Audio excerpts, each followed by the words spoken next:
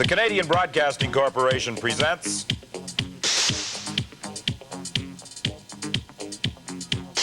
the International Racquetball Classic.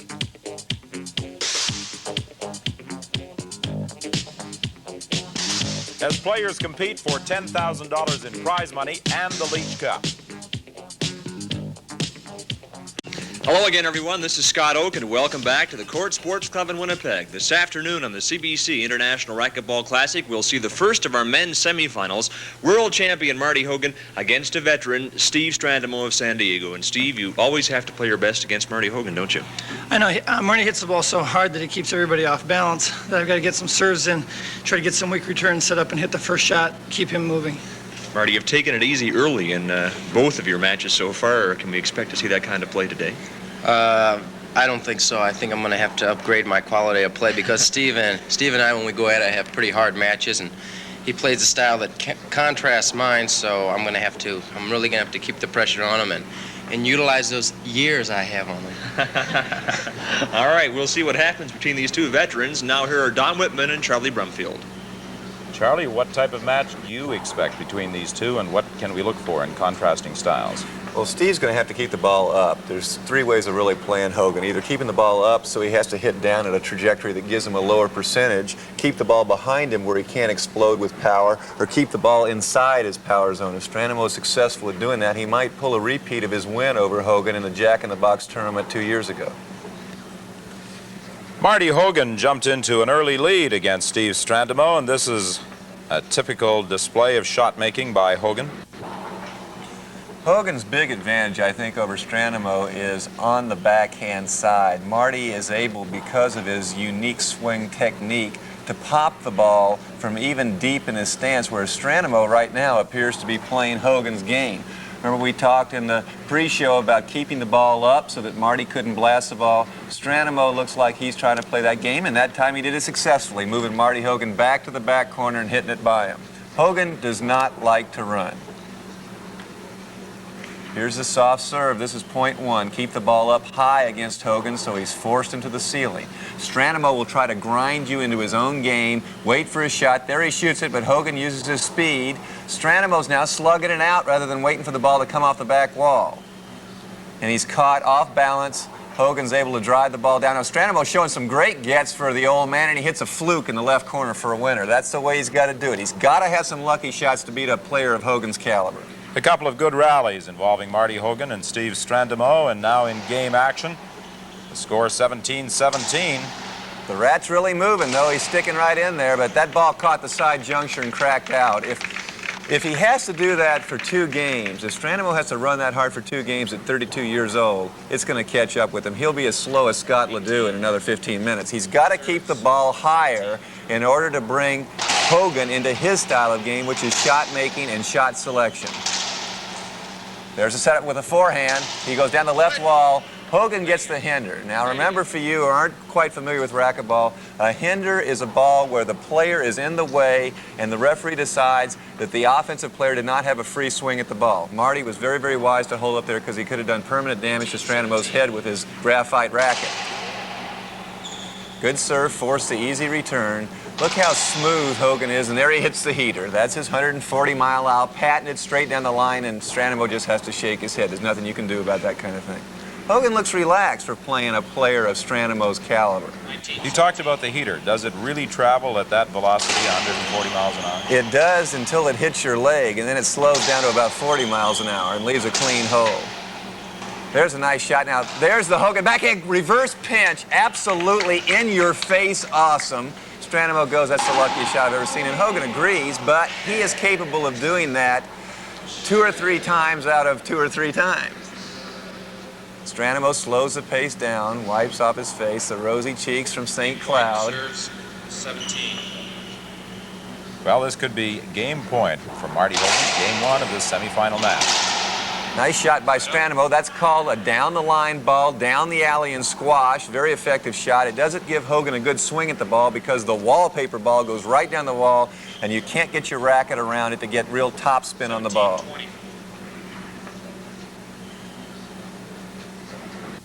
Strandemo taking his time on the serve, going with the hard low drive. Okay, what about the serving technique?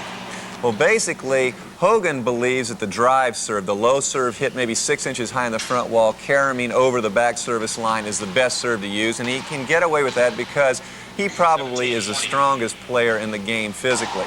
Strandemo, on the other hand, uses a variety of serves. There's a nice shot by Marty as he caught the juncture again of the crack and it rolled out. Strandemo believes, and I think rightfully so, as a model for our amateur watchers, that you have to mix the serve up, and he uses a combination of Z's, soft shots. He takes his time, 10 seconds on the serve. Nice shot by Hogan. Strandemo's got the setup. He hit a half-speed ball down the line, and the double reverse pinch by Hogan. Great get by the Rat. He's scurrying, and he can't get there in time. So that's game one for Marty Hogan, and here we see that winning point again. The old man gets to the ball pretty well, and he forces it to the ceiling, but is popping down for the big bomb. And I think Hogan's going to hit the heater here. Kaboom! Strandemo pops the ball down the left wall. Hogan comes in behind him, gets jammed a little bit, has to snap that ball cross court. The Rat hits an underspin floater down the right wall. Hogan hits the double reverse pinch Philadelphia ball, hardly ever used. The Rat gets to it, but stumbles, does the dive, recovers in time. Adios, the land of no return. Tremendous rally. Marty, when it got down to the nitty-gritty in that game, you played serve and shoot? I came up with the shots, and anytime it gets that close, whoever really gets the breaks or is really clicking there at the end can win it. So it was up for grabs, and I was pretty fortunate to win. You gave Steve the tour of the court. I'm moving him. I'm keeping the pressure on him. I want him to shoot on the run or shoot any shot he's not used to shooting, which is basically just stand-up regular set shots. If I keep him moving, there's no telling what the score could be. Okay, we'll see what happens in game two between Hogan and Strandemo after this commercial break. 10-10. Steve Strandemo fighting for his life in game two after losing the first. A great match, 21-17. The score is tied at 10 in game two. We've had some good rallies, Charlie, in this match. Yeah, that was an attempt. That last shot by Hogan was his patented sidewall, front wall splat shot. Strandemo shielded the ball pretty well with his body. He was fortunate not to get called for a visual hinder, and Hogan didn't really get the swing he wanted. Strandemo's beginning to put on real good pressure, keeping the ball out of Hogan's reach. Good get by Strandy there. Hogan walking as usual, but he skips the ball in. That's called the old skip shot, the ball that hits the floor before it hits the front wall. And when Marty gets in trouble, it's generally because he uses the floor more than he uses the front wall. Little lack of concentration on that one, and he knows he's made an error. 12-10. Strandemo slowing the pace up, using his 10 seconds before he serves the ball. Hogan hits the flyer, BB back wall. I don't know what Strandemo did. Great get by Hogan. Strandemo's got the forehand shot, goes down the left wall. Hogan got it again. That ball looked good to me. Flat out rollout. There's an appeal. Let's watch it and see if it was good. Straight in. Well, it's obscured by Strandemo. Great get by Hogan. Let's see if this ball comes out. And Strandemo's going to set up with it. Pop it down with his backhand. Now watch his swing as he keeps his head down on that ball. Waits for it to drop to the very last second. Well, we didn't get a chance to check and see if the appeal shot was good. Ken Suffren, who appeared earlier in our CBC International Classic, is the referee for this match. Here's the forehand. He should have put that away, and he did. What he did was he lured Hogan to move toward the open court and then hit the half-speed sidewall, front wall ball to cross him up, and Hogan's a little bit embarrassed. His face even turned red on that one because he's not caught going the wrong way too often. Strandemo's serving more hard-low stuff than I would expect. There's the Rat making a great recovery in the bag, but can't quite pull it out. Hogan is still using his power game. He has got an awesome physique, particularly from the waist up and the thighs down, and he uses it to generate tremendous power. Whereas Strandemo is more of a determined, he attacks you, he gnaws at you almost, and that's why he's affectionately called the Rat. There's a nice splat shot by Hogan, and those are the kind of shots that when he gets hot, he hits 6, 7, 8 of them in a row, and it can become quite discouraging. But Strandemo's a veteran. He's going to slow Hogan up, slow him up, bore him a little bit if he can, and finally take control of the match. There's a flyer. Hogan gets the easy winner. He thought it was 2 bounces, and Strandemo calls 2 bounces. He's got a trick, though. He only calls 2 bounces after he hears the referee call it 2, so he gets the crowd appeal. Time. Marty Hogan, the winner of game 1 in this semifinal by a score of 21-17. In Game 2, Steve Strandemo has fought back, and he now is in control as we rejoin game action, leading 19-13. And the old horse can begin to smell the water now. He loves to go 3. If he can get Hogan out there, even though there is quite a bit of difference in, oh, nice backhand rekill. Notice how he's holding his pose. He became famous for that in the earlier days. Whenever he hit a winner, he held the pose so long so the photographers could snap that shot for his album. And we other players hated it, but he loves to do it. 20 plays 13. Strandy and Hogan joking to each other. They've played each other quite a few times over the last 5 years, and Strandemo's beaten him, I think, once, but that's going 3 on an error by Hogan at the buzzer.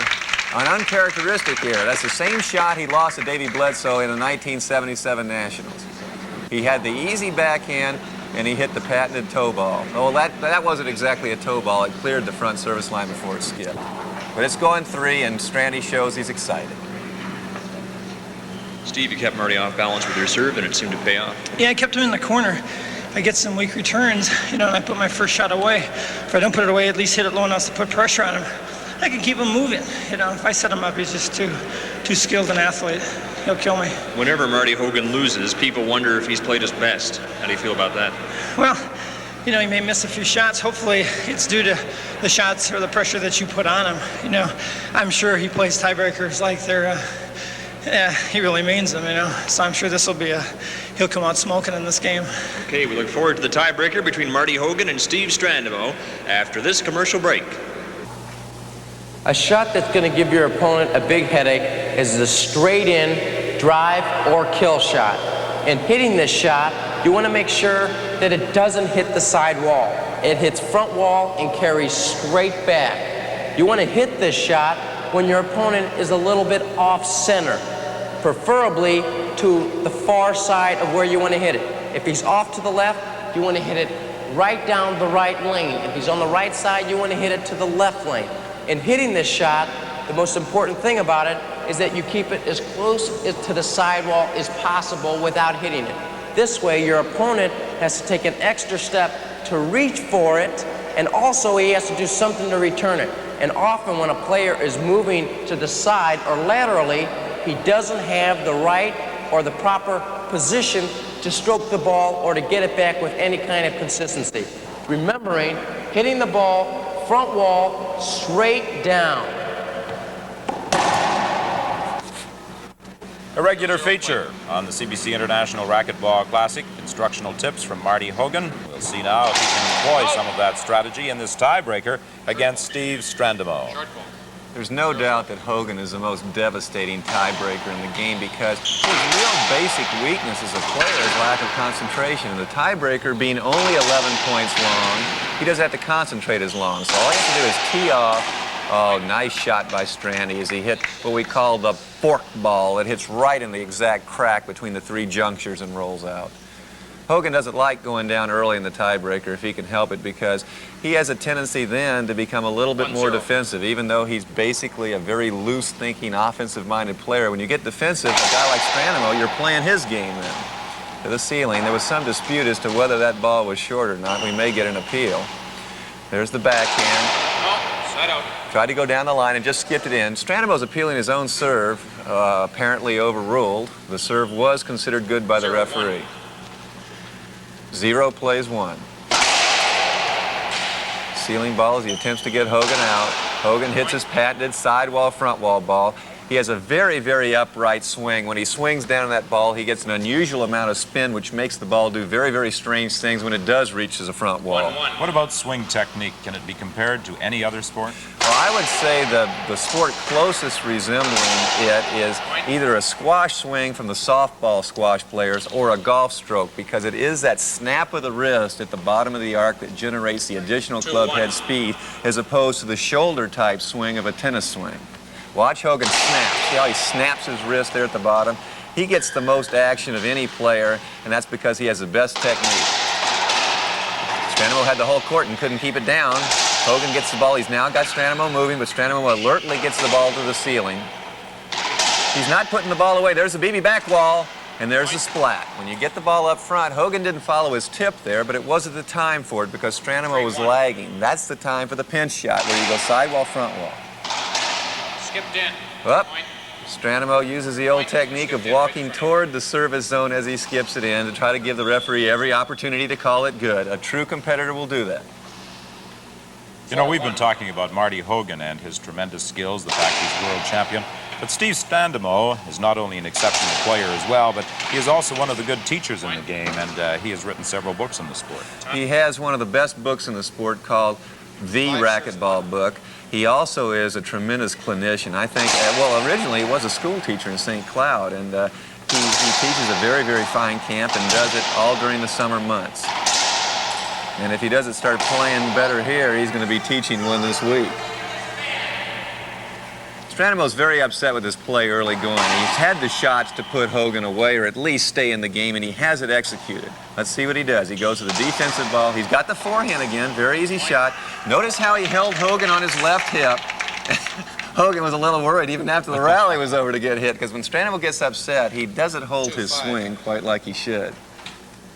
2 plays 5. Let's see what he goes with on his serve. Hard low drive. Hogan can't snap the ball out of there. And Strandemo's getting fired up. He could get back in this match.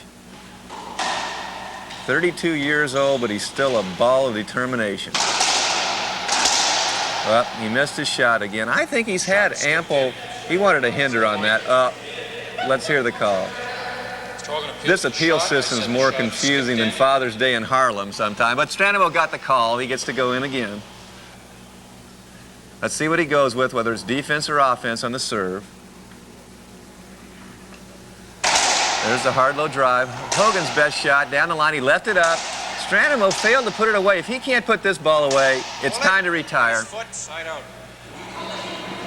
Okay, now the question is, was a hinder called before the ball hit Strandemo's foot? If a hinder was called here, a visual hinder, then even if the ball hit Strandemo's foot, which it obviously did, it should be replayed. However, the Canadian referees have been inconsistent so far, and it has caused a little bit of bickering among the players. Nice sidewall shot by Hogan on that one. Strandemo's very, very upset because I think that was an improper call. However, I don't think Marty Hogan will give the point back. No, 6-4. he is. He's in tough right now. He's got to make sure that he does everything he can because Strandemo would just love another upset win over #1 in the world, Marty Hogan. Down the line, there's the tip, and he got the weak return. Cross-court drive. Strandemo's got the easy setup. He got the crack. That was a 2-bounce get. Let's see what the referees call in the appeal system. Doesn't really make much difference. No, the point's moot. Hogan knows it was 2. He's laughing about it. He's a good sport. Marty, when he was a kid, was quite a brat. Pretty much like Nastasi on a bad day, mooning the referee, was, you know, that type of thing. But now he's quite a gentleman on the court, although he's still a very, very, very fierce competitor when it gets close. He won't give you any gratuitous calls at this point in the game. Side out. Now that's a good example of the athletic ability of Hogan, going down on one knee and still having the technique and the pop to rip the ball straight in for a rollout. There's the ball down the right. Strandemo recovers, hits the ball cross-court. Easy ball for Hogan. That's the kind of shot he gets 5 or 6 times a game where brute force from mid-court results in a point rather than a technically accurate placement that the rest of us mortals have to make. At this stage, I would think that Steve Strandemo is getting just a little weary. He's been on a pretty good court tour. There's the forehand. This is a shot that I don't understand. He hasn't been able to score on those, and when he's playing against most of the other pros, there's a desperation shot. The double pump fake, sidewall crack. There it was, a little of the A stuff from the old man. And what he did was he tried to get the navel ball. He faked like he was going to hit the ball in the air in the hopes it would hit Hogan in his midsection. Good get, but he left it up. Now there's the all-time plum. Will he go down the right side? No, he pinched it in. Pinched it in. Hogan looks up to see if it was good, but the referee called it good, and he gives Strandemo his due. Nice shot. Strandemo definitely has had the opportunities here, Don. I'm wondering whether it is the fatigue that's causing him to leave some of these balls up. Well, it's still really anybody's game. This point could be very crucial. Good get. There's the forehand. He never loses on that. I thought his ball skipped earlier, but Strandemo's not appealing it. Hogan's, 7-5. I don't know what that was, that expression meant. It's hard to tell when the action's this fast. There's his best shot, backing out the back wall. Good recovery by Strandemo. There's the flat Just down no way the you can line. get it. Hey, that's right out of his clinic. That's right out of his tip, straight down the line of the backhand. Steve is really 8-5. trying to slow things down. Each time Marty goes to the service line, he takes a lot of time back there and wiping the perspiration from his brow and just getting that breather. Down. 2 bounces. Point. That's called a fly kill, what Hogan did just then. Rather than let the ball through, he took the ball in the air before Strandemo could recover any semblance of center court position. There's a Z serve. Strandy's caught against the back glass. Hogan's getting hot now. You can't give him that little lead. And look, it's just routine.